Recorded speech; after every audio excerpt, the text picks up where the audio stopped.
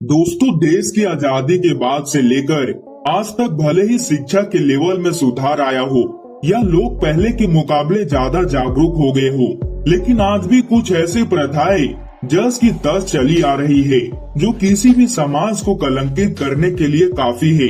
हर साल देश के अलग अलग इलाकों से ऐसे ही एक क्रूर प्रथा नर बलि की घटनाएं सामने आती रहती है, यानी लोगों की बलि देना।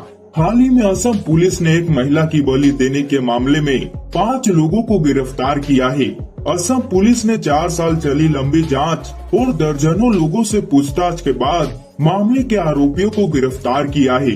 इससे पहले केरल, छत्तीसगढ़ और झारखंड से भी ऐसे मामले सामने आते रहे हैं। छत्तीसगढ़ के रायपुर में हुई नरबलि की घटना के आरोपी तांत्रिक को फांसी की सजा हुई। वहीं केरल में 2 महिलाओं की नरबलि दी गई। दोस्तों, झारखंड में तब हद हो गई जब 2 मासूम बच्चों को नरबलि का शिकार बनाया गया। दोस्तों, बता दें कि बंगाल में पहले काली पूजा के मौके पर नरबलि देने की कुप्रथा थी। इसके खिलाफ 1828 से 1833 तक बंगाल के गवर्नर जनरल रहे विलियम वेंटिक ने अभियान चलाया और इस कुप्रथा का अंत किया। लेकिन दोस्तों, फिर भी एक कुप्रथा आज भी भारत जैसे देश में जस की तस चली आ रही है। तो दोस्तों, चलिए जानते हैं आखिर देश में नरबलि की घटना क्यों बढ़ते जा रही है, आखिर क्या वजह है। दोस्तों, नरबलि सुनने में भले ही बड़ी समस्या नहीं लगता हो, लेकिन भारत जैसे देश में नरबलि एक बहुत बड़ी समस्या है। इनसे छुटकारा पाना बहुत जरूरी है। तो दोस्तों, चलिए जानते हैं आखिर देश में नरबलि क्यों दिया जाता है। तो दोस्तों, वीडियो में आगे बढ़ने से पहले वीडियो को लाइक और चैनल को सब्सक्राइब करके बेल आइकन को जरूर करिएगा। दोस्तों, आप ये जानकर चौंक सकते हैं कि अंधविश्वास और जादू टोनों से जुड़े मामलों से निपटने के लिए देश के सिर्फ 8 राज्यों में ही कानून बनाए गए हैं। दोस्तों, सबसे अजीब बात है कि 1999 के बाद लागू किए गए इन कानून में काला जादू या अंधविश्वास को परिभाषित नहीं किया गया है। 8 राज्यों में इससे जुड़े मामलों में सजा का प्रावधान भी अलग अलग है। केरल में काला जादू और टोना को रोकने के लिए 2019 में एक बिल पेश किया गया जो अब तक पारित ही नहीं हुआ।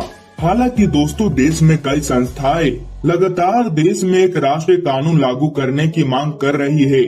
बिहार में सबसे पहले महिलाओं को डायन बताकर प्रताड़ित किए जाने के खिलाफ कानून बनाया गया था। झारखंड में भी ऐसा ही कानून है। झारखंड में 2005 में किसी महिला या पुरुष को टोनही घोषित करने के खिलाफ कानून बनाया गया। ओडिशा में prevention of which hunting act 2013 लागू है। राजस्थान में prevention of which hunting act 2015 लागू है। असम में भी अंधविश्वास के खिलाफ कानून लागू है। महाराष्ट्र में anti superstition and black magic act 2013 लागू है। कर्नाटक में अंधविश्वास रोधी कानून 2020 लागू है। लेकिन दोस्तों, इन राज्यों में सजा भी इतनी सख्त नहीं है जो लोगों में डर पैदा कर सके। असम में 2021 में भी ऐसा ही एक मामला सामने आया था, जब एक तांत्रिक ने 4 साल की बच्चे की नरबलि चढ़ा दी। साल 2020 में भी बराक घाटी में एक 55 साल की व्यक्ति की बलि चढ़ाने का मामला सामने आया था। इस मामले में पुलिस ने 11 लोगों को गिरफ्तार किया था, जिनमें 3 महिलाएं भी शामिल थी। असम में सामने आए हालिया मामले में राजधानी गुवाहाटी में एक महिला की बलि चढ़ाने का आरोप था। पुलिस ने 4 साल पहले हुई इस घटना की जांच के दौरान दर्जनों लोगों से पूछताछ की और आखिरकार में 5 लोगों को गिरफ्तार कर लिया है। गुवाहाटी के पुलिस आयुक्त दिगंत बोरा ने बताया कि नरबलि का शिकार हुए महिला पश्चिम बंगाल के हुगली जिले की थी।